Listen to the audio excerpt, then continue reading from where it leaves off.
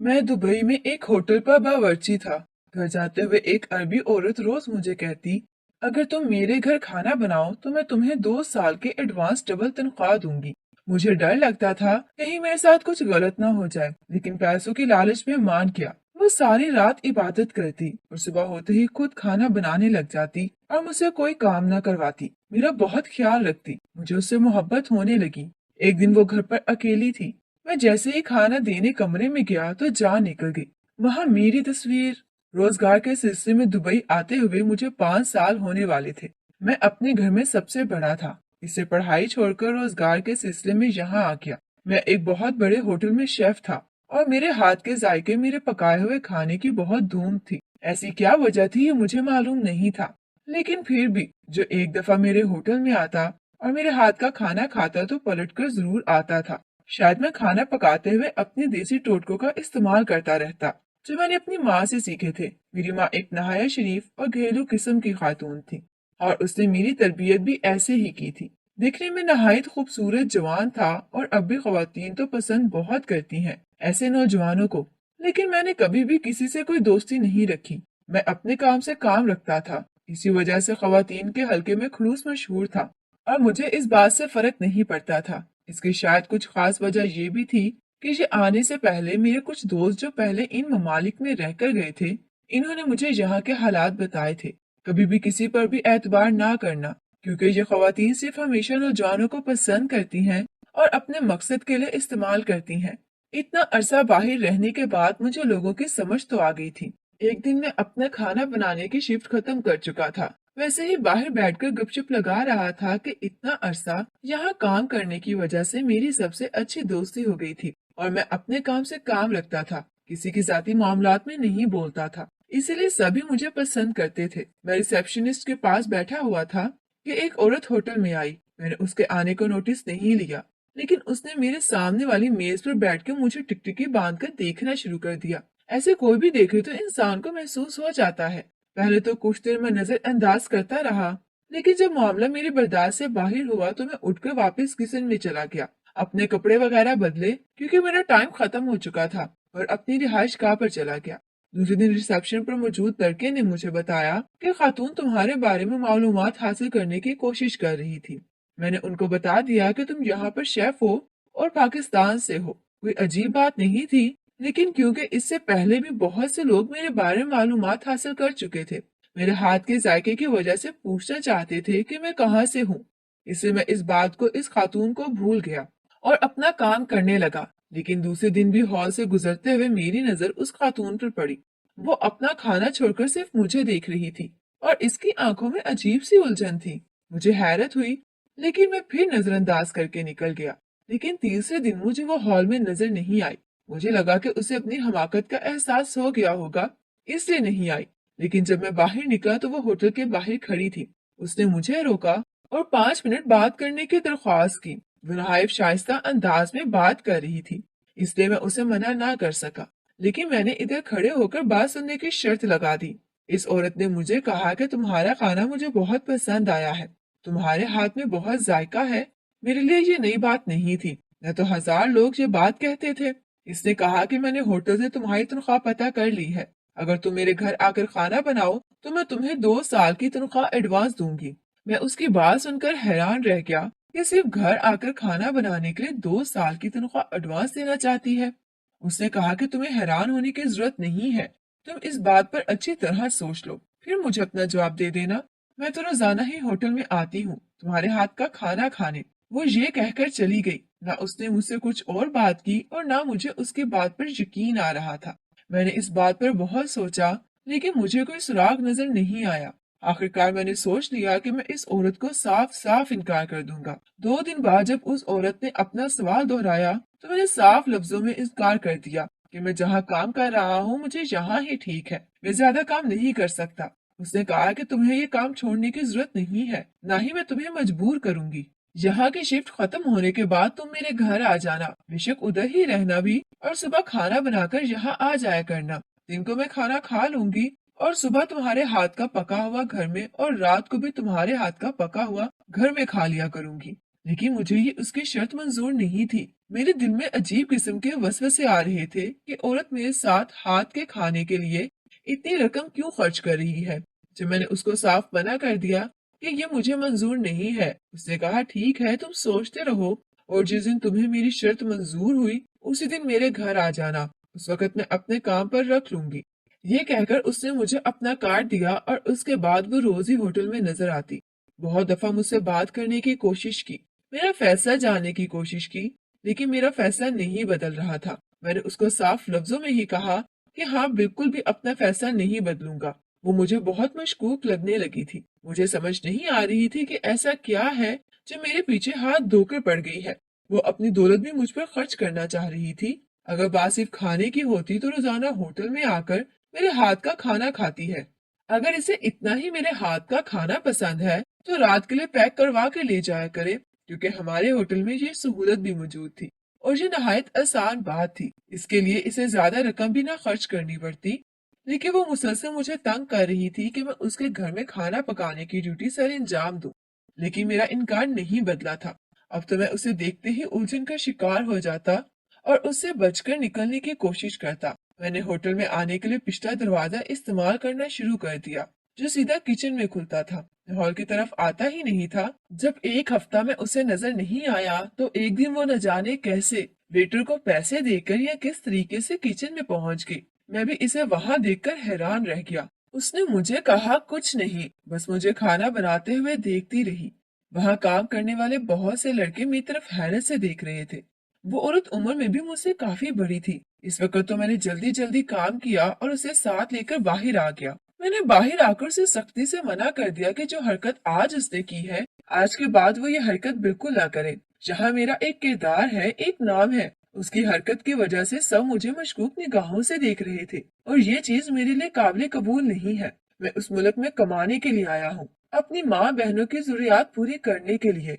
वो मुझे तंग ना करे। उसने मुझसे कहा कि अब वो मुझसे बात नहीं करेगी और ना ही कभी मेरे पीछे आएगी। इसकी बात पर यकीन तो नहीं था, लेकिन मैं उसका कर्ज भी कुछ नहीं सकता था। लेकिन उस दिन के बाद उसने मुझसे बात करने की या मेरे किचन तक आने की कोशिश नहीं की। बस हॉल में आकर बैठती, खाना खाती और उठकर चली जाती। जब एक दो हफ्ते सुकून से गुजर गए तो मैं भी रिलैक्स हो गया। अब मैं अगर हॉल से गुजर कर भी जाया करता या बाहर किसी से बैठकर गपशप लगा रहा होता तो ऐसे टिकटिकी बांध कर मुझे नहीं देखती थी और ना ही मुझसे बात करने की कोशिश करती थी। जब सब कुछ नॉर्मल हो गया तो मेरे इर्द गिर्द काम करने वाले भी इस बात को भूल गए कि वो लोग तो मुझे जानते थे कि मैं कैसा हूँ, इसलिए सब नॉर्मल हो गया। मैं उसकी ऑफर को भी सर से उतार चुका था और पूरा मन लगाकर अपना काम कर रहा था। लेकिन न जाने क्या बात थी, ये खुदा को क्या मंजूर था कि अचानक पाकिस्तान में आने वाले सैलाब ने हमारे घर को मिलिया मेट कर दिया और उसके साथ साथ मेरी बहन जिसकी शादी सर पर थी, उसके लिए जमा किया हुआ तमाम जेवर, कपड़े, हर चीज सैलाब में बह गई।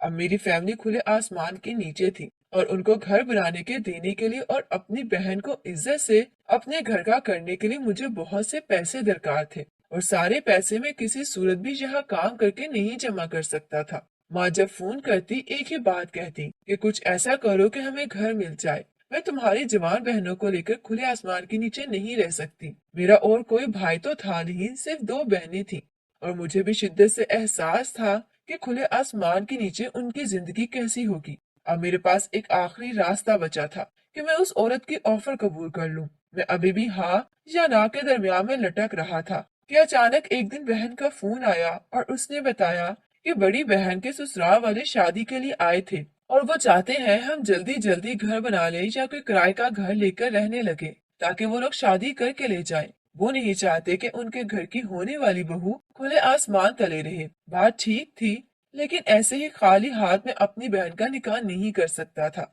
सारी जिंदगी के लिए उसको ताना बन जाता कि भाई बाहर काम कर रहा था और उसे खाली हाथ ही अलविदा कर दिया।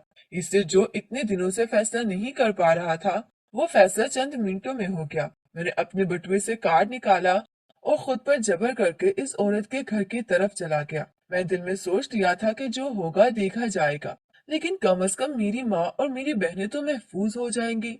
जब मैंने दरवाजे की बेल बजाई तो उस औरत ने खुद ही दरवाजा खोला और मुझे दरवाजे पर देखकर बहुत ही ज्यादा खुश हुई। उसने फौरन मुझे अंदर आने की दावत दी। मैं झिझकता हुआ अंदर दाखिल हो गया। उसका घर छोटा सा था, लेकिन बहुत ही खूबसूरत था। फ्लैट की तरह का घर था जिसमें 2 कमरे, एक ड्राइंग रूम, एक टीवी लाउंज था। उससे घर में और कोई भी मुलाजिम नहीं था। वो अकेले ही घर में रहती थी और ये बात उसने मुझे खुद ही बताई। उसने मुझे बिल्कुल भी नहीं जताया कि अब मैं खुद चलकर उसके पास आया हूँ। मुझे बिठाने के बाद खुशी खुशी उसने मेरे सामने कोल्ड ड्रिंक रखी और खुद ही पूछा कि मैं नौकरी के लिए आया हूँ ना। मैंने जुबान से कुछ बोलने की बजाय सिर्फ इस बात में सर हिला दिया। उसने कहा कि मुझे जो कमरा चाहिए वो ले सकता हूँ।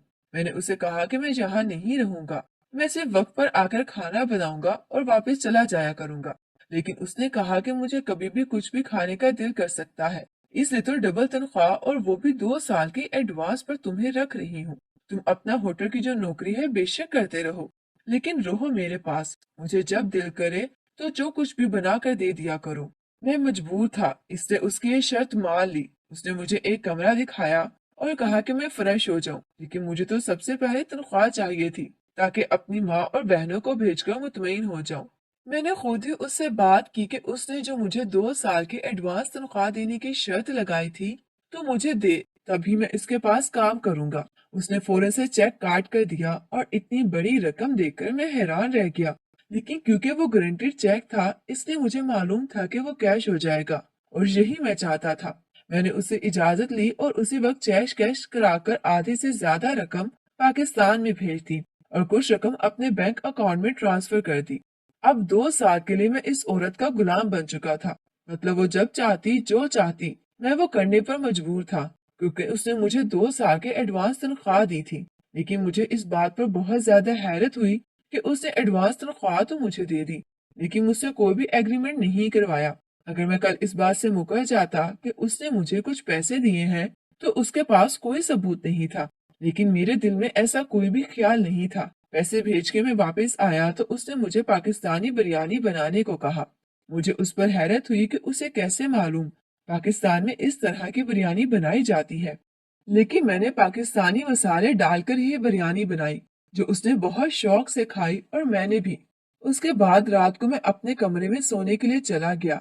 मैंने अंदर से कुछ गैर मुतमईन सा था, लेकिन वो रात खैरियत से गुजरी। दूसरे दिन जब सुबह मेरी आंख खुली और मैं उठकर बाहर आया तो वो किचन में नाश्ता बना रही थी। मैंने उससे कहा कि मैं उठ गया हूँ, मैं नाश्ता बना दूंगा। लेकिन उसने कहा कि जल्दी से हाथ धोकर आ जाओ, नाश्ता वो बना चुकी है। और जब मैं फ्रेश होकर टेबल पर आया तो टेबल पर नाश्ता लगा चुकी थी।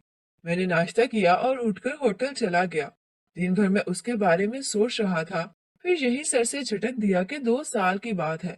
2 साल बाद मैंने यहाँ काम नहीं करना है और अभी भी अगर उसने कुछ उल्टा सीधा किया तो मैं नौकरी छोड़कर चला जाऊंगा।